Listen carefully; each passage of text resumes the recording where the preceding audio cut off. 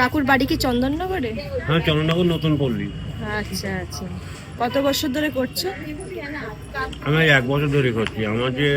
আমার ওয়াইফ ছিল, আমার বউ ছিল, আচ্ছা সে তো ধাক্কা খেয়ে মারা গেল গাড়ির ধাক্কায়, মোটর বাইক। আচ্ছা আচ্ছা